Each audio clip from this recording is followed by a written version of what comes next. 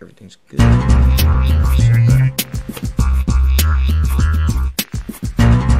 Welcome to Wrexham is a documentary currently airing on FX that documents the takeover from Ryan Reynolds and Rob McElhenney of Wrexham AFC, which is a team trying to get into the English Football League out of Wales. So today I'm joined by Humphrey Ker, who is the executive director at Wrexham AFC, but he doesn't necessarily have a background in the beautiful game. So Humphrey, my first question for you is, how do you go from being someone that started in comedy, radio shows, stand-up, things like that, to now being the executive director of a team, like I said, trying to get into the top four divisions in the United Kingdom, or I should say in England and Wales?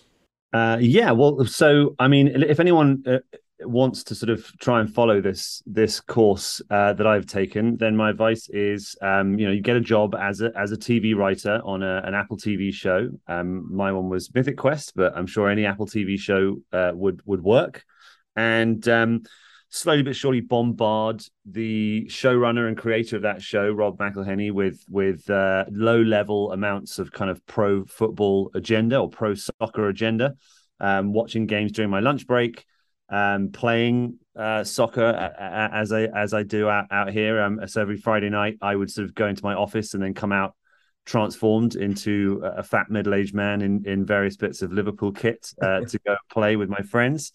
And he was always kind of lightly interested. And then what you need is a global pandemic, so that your showrunner boss is bouncing off the walls of his house and looking for somewhere else to put his energy into. And I then got him to watch the documentary Sunderland Until I Die, and that kind of was a vital breakthrough, because it gave him a very quick crash course in the culture of particularly English football fandom, and what it means to the fans, and how it differs strangely, from a lot of American fandom, which is glorious and wonderful in its own ways for traditional American sports, I should say, rather than for soccer.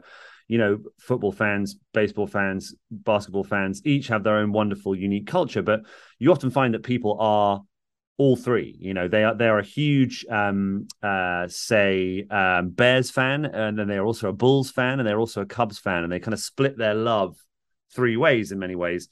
And in English football, it tends to be, football is the sport. Like, that is the one that everyone really cares about. They have a passing interest in cricket or rugby or baseball or American football or whatever it may be. But soccer, football is their game.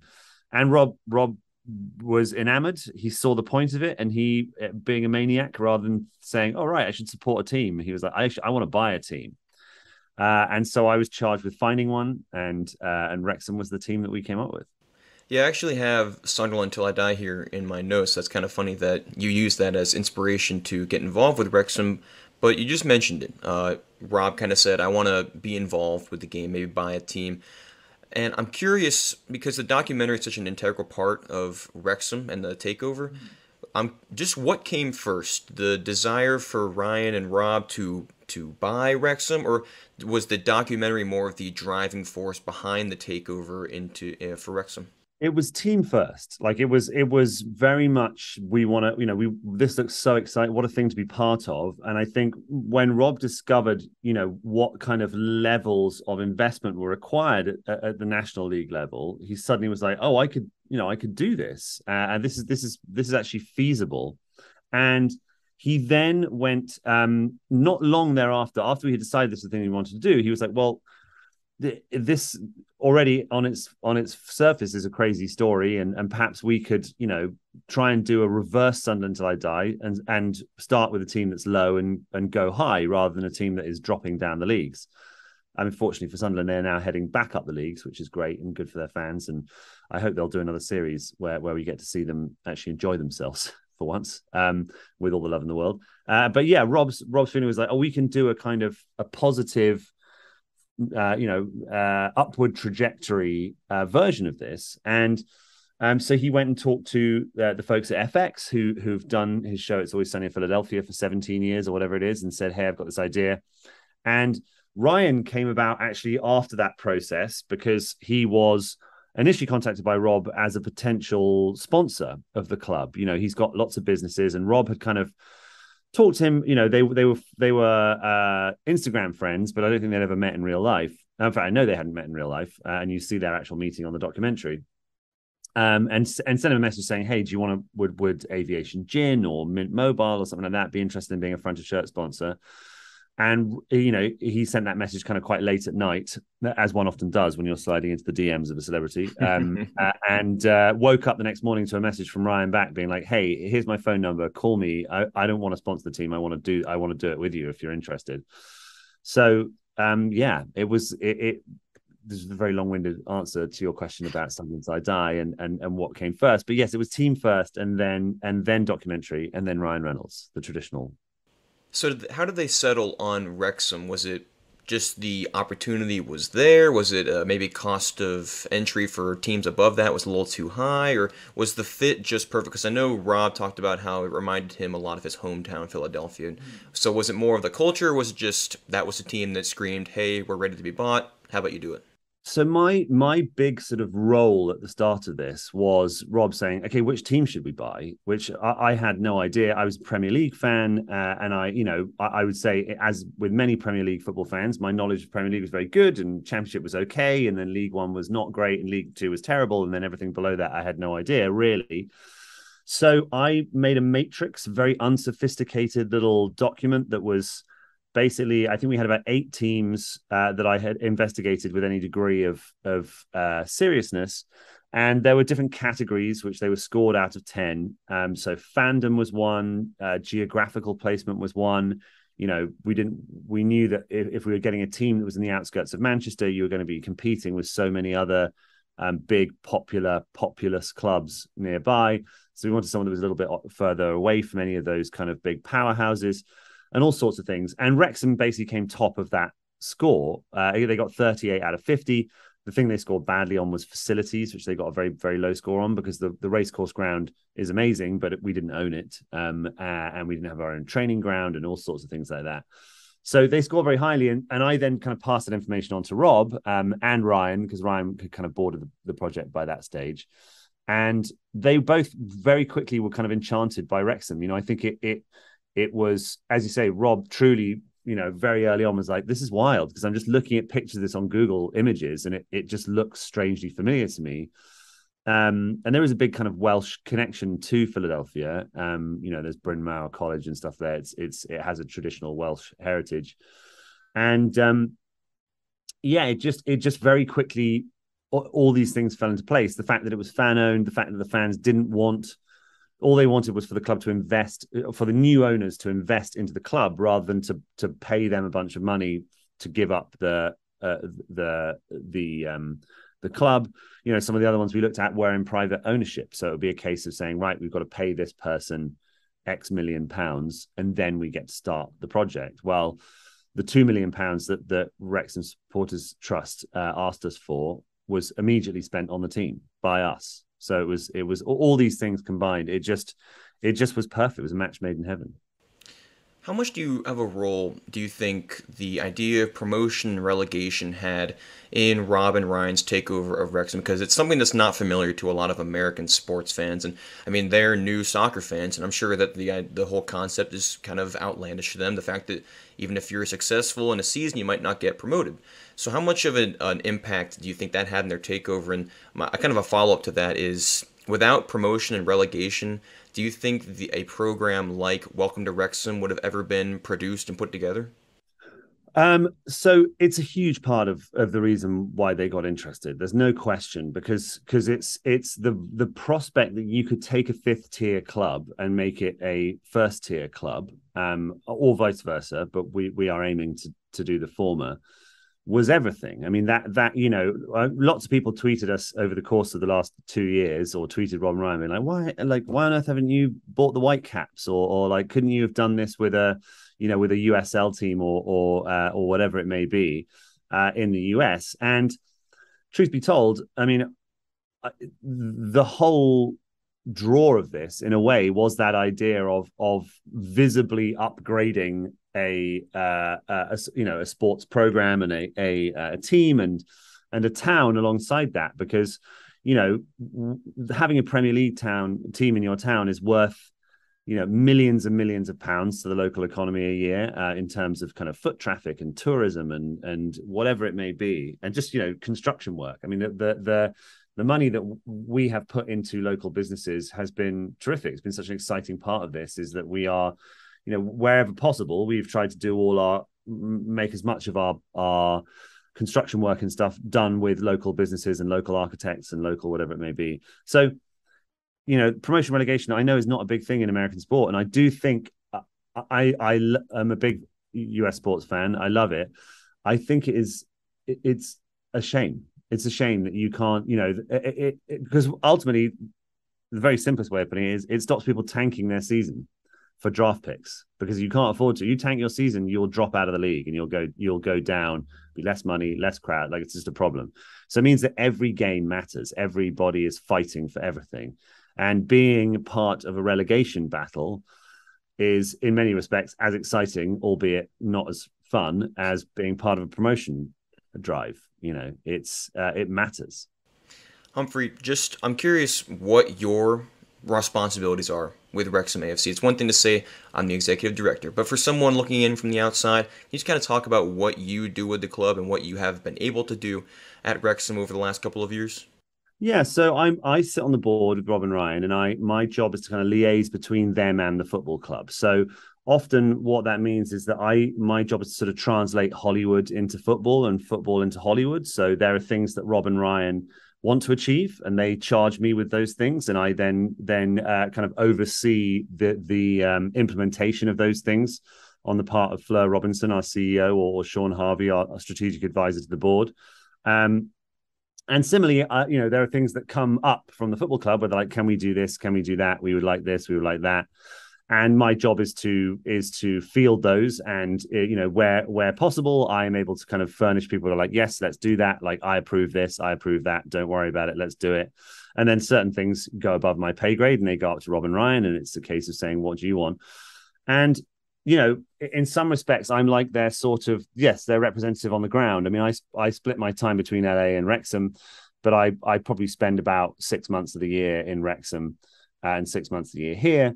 And whilst there, I'm their sort of man on the ground. So I will be, a conduit even for, say the local council or Welsh government or whoever it may be to come to me if they want stuff from Rob and Ryan, or if they're offering things to us. And so, yeah, it's kind of at the start, it was a very hands-on role, because we had such a small number of staff that I sort of was doing all sorts of things around ticketing and concourses and goodness knows what. But as time has gone on, as we've added more people to the team, it has become a more of a sort of oversight role, really. I mean, one of the biggest things I can do is that I legally can commit the club to things. So, if things need signing on behalf of the football club, if we come to agreements or arrangements, it's usually me that signs it. Whether it's a transfer or a piece of sponsorship or whatever it may be. Humphrey, one thing that you just said that I found interesting was that you translate Hollywood into football and vice versa. For me, looking in, because I followed soccer my entire life, but for someone else that's new to the sport, and they're using Welcome to Wrexham as a chance to learn about the game, especially the lower parts of the pyramid, how important do you think this show is to spread the knowledge of the game, especially the ins and outs that aren't just you win, you get points, you lose, you don't get points, but more things like promotion or the challenge of these professional players that aren't making millions and millions of dollars a year? How important is the show to just kind of tell the entire story of English soccer? Well, I've been really excited by how well the show has gone down. It's designed to be quite non-expert facing. Shall I say that? I mean, I'm sure I don't know whether you watched the first few episodes, but there's probably lots of bits in there where you, as someone who follows soccer, is like, yes, right, yeah, we know you get promoted, you get relegated, however it may be. But I've been so excited by like just the sheer volume of people on Twitter or on coming onto our YouTube channel, onto our highlights and things, being like, oh, I've never really been into soccer, but I'm starting to sort of see the point of it. And that's something that I'm really glad about it. In the same way that, Sunderland Until I Die acted as a kind of, let's say red pill, but that's terrible, had terrible connotations, but it acted as a kind of Rosetta Stone, let's put it that way, for Rob to to understand the culture of football. And I think with Welcome to Wrexham is even more of a primer, of a kind of introductory. Hey, and I think as the course of the season goes on, I mean, I was just watching I've just been sent a cut of the final episode of the season to look through, because another one of my jobs is to go, oh, you've got this person's name wrong, or like make sure you understand this context of this. Or actually a lot of it is these subtitles are wrong. You don't understand this person's accent. I will correct that.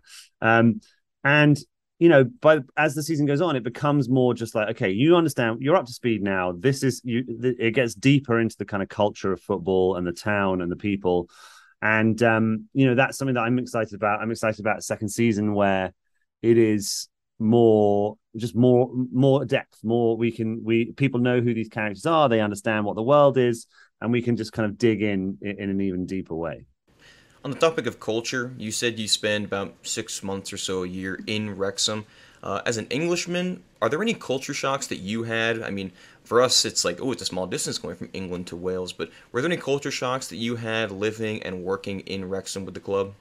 Well, the UK as a whole is extraordinarily sort of culturally it's a patchwork of different places. And I mean, really 40 miles drive in the UK is enough to be in a completely different accent and dialect and this, that, and the other. And that's the same across England, Scotland, Wales, and Northern Ireland. And I think applies to Ireland as well, but they're obviously not part of the UK. But I mean, I listen, I loved it. I was made to feel very welcome from the jump. I mean, there is traditionally antipathy between Welsh, the Welsh people and England. The Welsh people don't care for England very much. I maybe helped my mother is Welsh as well. So I'm sort of eligible, I think, to play for any of the home nations. Strangely, I never got the call up, but I found it. We have been welcomed with open arms, which has been incredible. I think because people pretty quickly worked out that what we were there for was what they would have wanted us to be there for, which was to create a successful football team that is a feather in the cap for the community. So my Welsh is not great. I've picked up about 4 or 5 phrases, and that's about it. But fortunately, everyone there is very clever, and so if they speak Welsh, they speak English very well as well. So they humour me and switch to English when required. We couldn't have asked for a better welcome, really. I want to ask you about Subtitles, because the accent is so strong there, especially for an American that's watching the show. Were there any hesitations as to using subtitles, or was it one of those things where we're just trying to show the culture, might as well just have people learn about what's going on, let's use subtitles? Or maybe there were thoughts that you said maybe we should just throw them into the deep end, throw the audience into the deep end, and have them try and figure it out for themselves? I think, to be honest with you, I wasn't really privy to those discussions about subtitling. I mean, it's something that my wife puts subtitles on everything we watch on telly, even with American accents. She is from Michigan. She's just like, oh, I like having the subtitles there just for whatever reason. So I think it's funny because I know there's been much hot debate on Wrexham Twitter about who has been subtitled and who hasn't, and where they I think it's a source of pride actually to be subtitled. People are pleased they've got they are displaying a full thick Scouse Liverpool accent or North Walian accent or whatever it is, because that's the other thing, is that lots of the people you're hearing from are fans are almost all from Wales, but the team is from all over the place. I mean, there's Londoners and Scotsmen and Irishmen and all sorts, really. I would be remiss if I didn't ask you about TV and streaming rights, because that's a lot of what we talk about here at World Soccer Talk. And I know Ryan Reynolds has been super vocal about the fact that he wants the opportunity to broadcast games in the US so people can follow them. But at the time, the league is saying no, just because of the contracts that they have with BT Sport for domestic and international viewers. But I'm curious, do you feel that he's made any headway in that, maybe for the future in coming seasons, that fans in the United States will have better ease of access to watch Wrexham games? Yes, so I mean, it's something that we've been talking to the National League about since from the moment we took over. We've been trying to persuade them that this is a thing, and we took over during the COVID period where games were streamable. You know, no one was allowed in stadiums, and allowances were made for teams to stream their games. And it's something that we're very keen to pursue because, you know, I moved over here to the US about 10, 12 years ago, and was blown away by how accessible all sport was on TV or on Twitter, on the highlights. The highlights are immediately available. You know, I like the Boston Red Sox. I follow the Red Sox on Twitter or their Instagram. You know, during the game, I will get a tweet like, here's a home run. Watch this little bit of this, that, the other. And in the UK, we're still very cautious about that. We're very, very protective of it. And I have to say, having grown up in that culture, I don't mind it. I kind of love listening to games on the radio. It reminds me of my childhood. It's very enjoyable. But our feeling is that just moving forward, there is just a huge opportunity, like anything, to grow the brand of the National League, to grow awareness and interest. And, you know, for us, the proposals we put forward, we were like, look, this isn't about money. We'll broadcast the games for free if you want, or if people are going to pay, we'll remit that money directly to the National League and they can disperse it around the other teams. It's not about that. We just want more people watching games. And we're getting so many messages now from people saying they want to watch the game that it just seems a shame that fans can't, you know, and that's not taking into account the many Wrexham fans who now live around the world, who've left Wrexham and moved to New Zealand or Australia or Abu Dhabi or wherever it may be, or Canada or the US. And they can't, you know, there's no way for them to watch the games legally. I mean, I think it's difficult to watch Wrexham games illegally because they're not really filmed or broadcast anywhere. So it's not like you can sneak on and watch the French version of the Wrexham game. Now, our hope is to get promoted this season, and we'll be into League Two, and then that changes. The rules there are different. So, you know, the National League is just disadvantaged in comparison to the rest of English football. Yeah, I want to ask you about promotion in regards to the documentary. If Wrexham don't get promoted, then, you know, that's we all hope that they get promoted because we're all pretty much Wrexham fans now. But if Wrexham don't get promoted to League Two, how likely is it that there will not be a season 3 of Welcome to Wrexham? I don't know that that's tied directly to promotion. I mean, like, again, if you watch this season of the documentary, you know, what everyone is watching right now, and thankfully seems to be really enjoying, is us in the National League. You know, that it's us going into League Two. It's vital for the football club. I don't know how vital it is for the documentary, to be completely honest. I don't know. I mean, listen, we all want, especially, as I said, I don't want to give any spoilers about how the rest of the season goes for people that haven't watched it, but, you know, our objective is we would like to end season 2 with a lovely party, a lovely promotion party, and that would be a nice way to end every season of the show. But you know, ultimately it's up to the powers that be at Fox and Disney, and that is dependent on how many people are watching, really. I mean, I think that's sort of tends to be how these things go.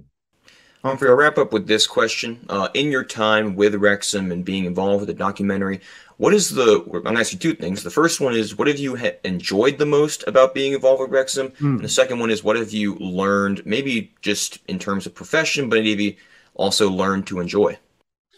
So the thing I've enjoyed the most is, no question, is the times where people come up to me in the kind of club car park or in town or in Sainsbury's in the supermarket or whatever it may be, and just sort of say thank you, because these are people that love that. I mean, the club was on the verge of dying, and it was this kind of stroke of luck that we came along when we did, because I think there was a real danger that the club would have gone semi-professional and then it just would have continued to spiral.